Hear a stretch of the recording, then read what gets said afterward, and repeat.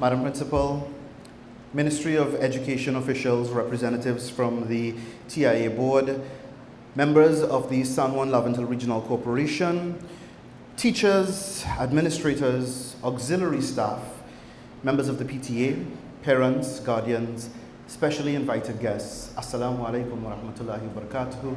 May the peace and blessings of Almighty Allah, Almighty God be upon each and every one of us gathered here this morning. Attitude determines direction. Whilst this is true, I dare say that it is also incomplete. Because while your attitude can and will undoubtedly influence direction and destination, more so, it will determine how enjoyable, arduous, or difficult your journey will be. It is also unfortunately true that other people's attitudes will have sway over your life, and not all of them will mean well or have the right attitude, by your standard or definition at least. But you have no control over other people's attitudes. So the only changes or adjustments that you can make are to yours. But firstly, I would like to tell you what a right attitude is not. A right attitude is not about compliance. Many people will accuse you, and probably already have, of having a bad attitude because you either do things differently on your own timing, maybe not to their liking or not at all. Now, it could mean that you do in fact have a bad attitude, but it could also mean that some folks will be upset with you when they can no longer control you or dictate what you do. Let me tell you this morning without reservation that blind loyalty and or even obedience are not traits of a right attitude. And if anybody expects this from you, especially now as you are on the cusp of adulthood, then the incorrect attitude lies with them and not necessarily with you. I do urge you, however, to remain humble and despite all, respectful. And understand too that some adults may take a little while longer to appreciate the fact that you are no longer a child who needs to be told exactly what to do, how to do, and when to do it. Your correct attitude in handling this situation and in turn earning their respect as mature and young adults will determine your direction almost immediately, especially in terms of the quality of relationships that you will enjoy with these persons, whether they are teachers, family members, peers, and especially so parents. So that leads us then to the obvious question, which is, what is the right attitude and where does it begin? Let me tell you this morning as well that beyond a doubt, the right attitude will always begin with gratitude. Whether this is gratitude to your maker, to your parents, to your teachers, your doctors, your neighbors, your family, your friends, let thank you always be the mantra or your dua. Say it in your prayers, say it in your speeches, say it in your heads and in your hearts. You are not too young to be grateful for anything in life. For there are many who do not have what you already have. Whether that is a thing, a relationship, your health, an experience, or even an opportunity. Every day, I urge you to find the things to be grateful for. And once this becomes a habit, you will forever be grounded and content.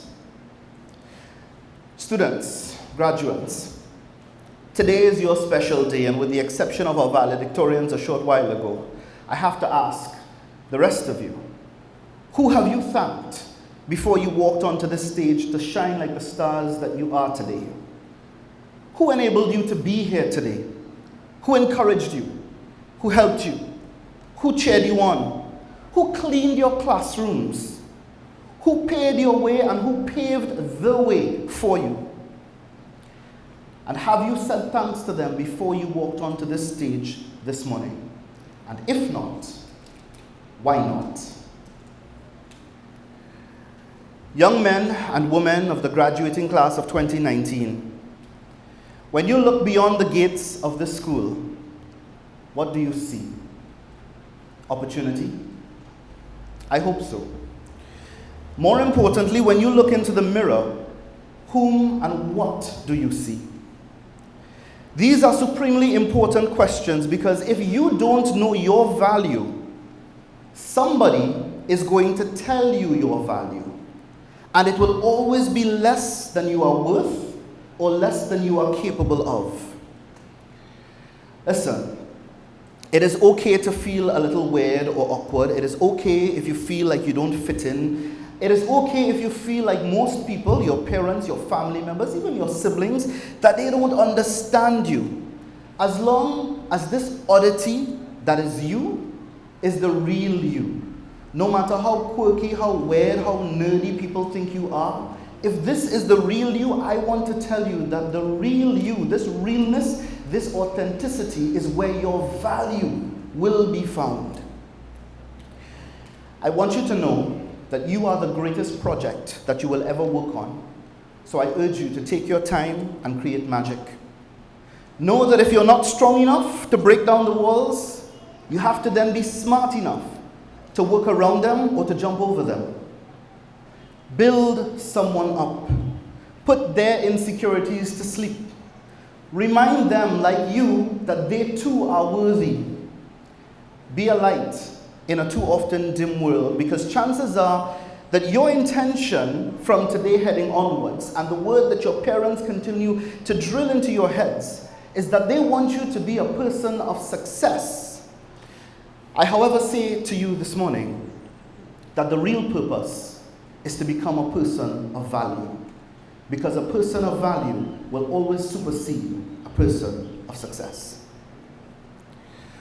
Let me also tell you now about the most devastating four-letter word. Many who have been blessed with natural ability, genetic advantages, and superior intelligence have failed because of this word. This word is responsible for making cemeteries the richest place on earth, because the world's best brains and ideas are buried there. And this word is fair. Maybe some of you know this already. Maybe you have already said no to something because you were afraid. So you didn't feed the camel at the safari. You didn't hold the snake at the zoo. You didn't learn to swim or participate in that song or dance competition because you were overcome with fear. Fear of embarrassment, maybe. Fear of failure or of hurt. Maybe just fear of the unknown. In much the same way that I know too that many of you are fearful of the SEA results that will come your way in a couple of weeks' time, because you are concerned about what your family and friends will think or say. Some of you, despite the smiles that you're flashing today, are scared of secondary school because there are so many things that you're not sure about. Will you make new friends? How will you cope with the work? Oh my God, boys. Oh my God, girls. Whatever. This is a lot to put on you from now, but I want you to know that your approach to dealing with things that you are fearful of will largely determine the direction you take and the doors that will open for you. You have to decide from now how you will define that word fear. Will it be forget everything and run? Or will it be face everything and rise? This choice, as you will soon find with almost everything else in your life, will always be up to you. Now, bittersweet is one of the words that is usually used to describe days like these. Sweet, obviously, because the long journey has ended. Bitter, for pretty much the same reason. And bitter as well because our young graduates and our teachers are parting ways with friends that they've made over the years. Well, I want to tell you this morning that just as it was true in primary, so too it will be true in secondary. Show me your friends and I will show you who you are and where you are headed. You will likely share personality traits, habits, and attitudes of those who are in your immediate company. Hence the reason you must choose wisely. I cannot emphasize enough how much you need to hang out with people who are fit for your future. Let me repeat that. To hang out with people who are fit for your future, not your history. Surround yourself with people that will push you to do better. No drama, no negativity, just higher goals and motivation. Good times, yes, and always positive energy. No jealousy, no hate. Just friends who bring out the absolute best in you and you for them. I want to urge you to not be afraid. To not be afraid to grow for fear of leaving your friends behind. To not be afraid to end bad habits, to leave dead-end friendships, or even just leave outright toxic friendships and other relationships. However, I want you to also be mature enough to know that sometimes you are the ones who will be carrying those toxic traits, and you will need some time for self-reflection and introspection. I want you to know as well that there is no traffic when you create your own lane, but with the same breath, I say to you that no person is an island, so you cannot do it alone. Now, while your parents, pundits, priests, and imams will constantly urge you to be kind, gentle, and upright, and I do wish to echo those sentiments as well, I also came here today to keep it real with you and to let you know that it is equally important that you know how to set and maintain boundaries. And that these boundaries, like everything else in your life, ought to be constantly assessed and either reinforced or adapted. For instance, some of you in this graduating class today, your attitudes, your conduct would have been inherited or developed as survival tactics. Not every single childhood was ideal, and we know this. Chances are, maybe there were some of you who would have had childhoods that were far from ideals. But I say to you that while those behaviors, those survival tactics would have served you well in the past, you may need to reassess to determine if they will serve you well in the future as well, or if you need to release some of these and change as your environments do, but more importantly, as you do. Graduates, I want to tell you that it is not your job to fix other people or other people's problems. I want to tell you that your parents' issues are not your fault. I want to say to you that it is okay to say no, even if it is to the people that you love and the people that love you in turn. I want you to know that it is not your job to take responsibility for others, no matter how strong or mature you may be. You are entitled to your childhood. It is your basic human right, and no one should ever be allowed to take that away from you. I want you to know as well, as you enter adulthood, that nobody has to agree with you. You could be right or wrong. You don't need another person's validation to stand your ground. I want you to know, however, that you are responsible for your own happiness. And as such, it means now heading forward that you've got to change your tune and your story. And you cannot blame your failure or your success on anyone else. Everything is entirely in your hands. You have a right to your own feelings. You have a right to your own point of view. But you also have a right to the consequences that come with those feelings, perspectives, points of view. But above all else, I want to tell you that you are today and always will be all throughout the days of your life enough, and that no one ever tell you or lead you to believe otherwise. I urge you to value what you give your time and your energy to. And I want you to know that the day that you plant the seed is not the day that you will eat the fruit. Things take time, and you only become a master of your life when you learn to control where your time and your attention goes. Time, youngsters, will be your most valuable commodity, always. So use it wisely. Spend time doing more things that make you forget your cell phone. Know that your careers that you are ultimately preparing for, while they will fill your pockets, adventure will always feed your soul. Spend time in pursuit of your definition of success. Too many people go through school and life thereafter pursuing success by their parents or by somebody else's definition. Mom and dad want you to have a career in whatever field because they're either in that field or once upon a time they aspired to be in that field. So they now want to live through you. Years later, lives are unfulfilled, resentment rules the roost because you never took the time or never had the opportunity to think about the things that you are passionate about, the things that you want to pursue.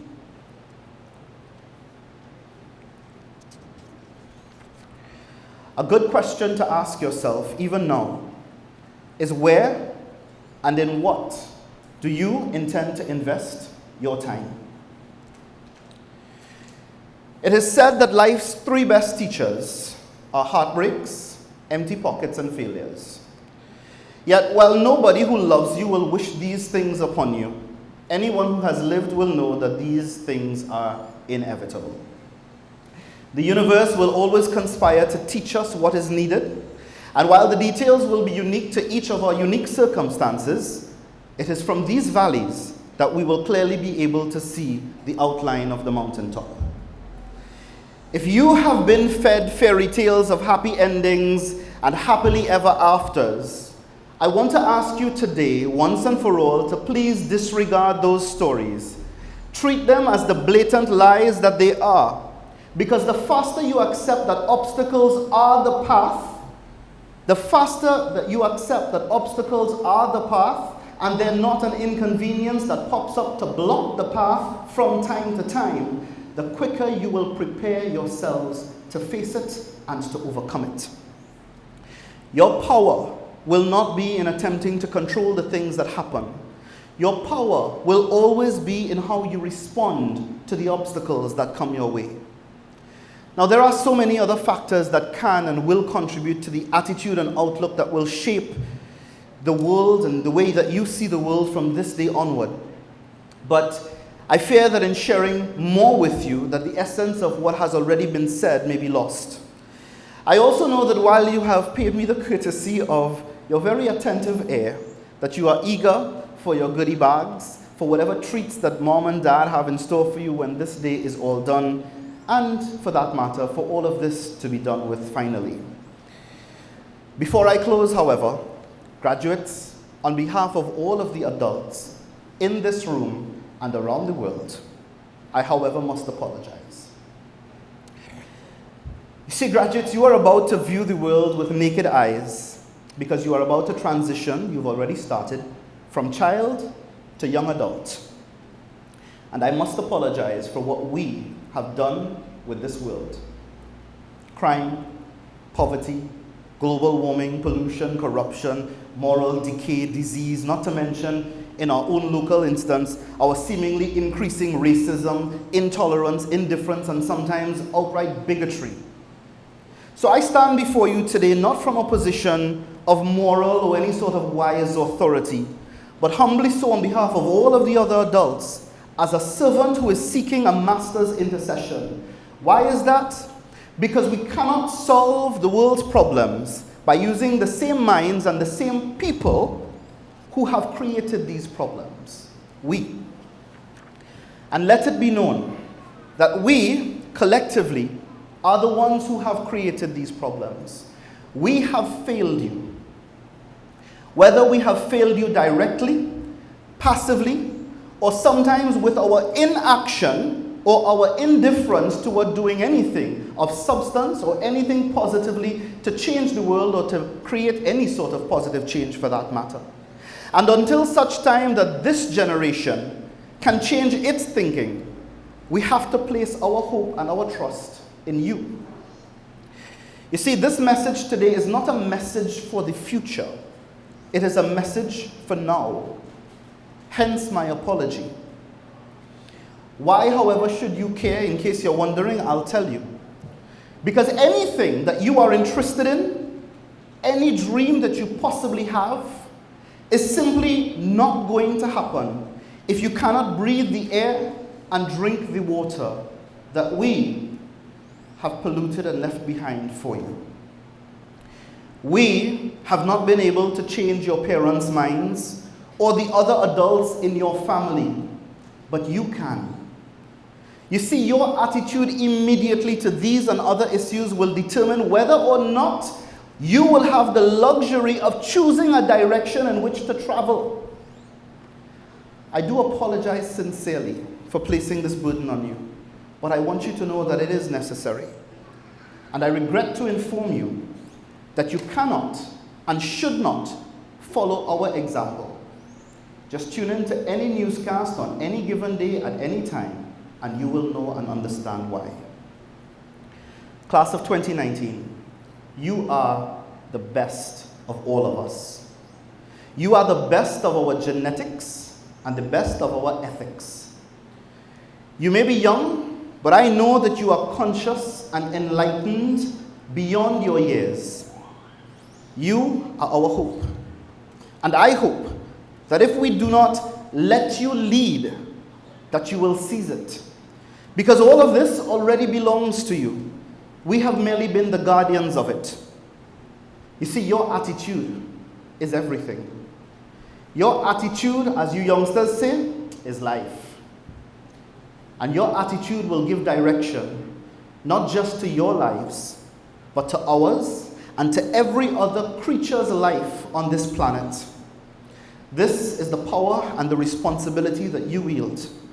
Because the truth is that everything is in and already in your hands.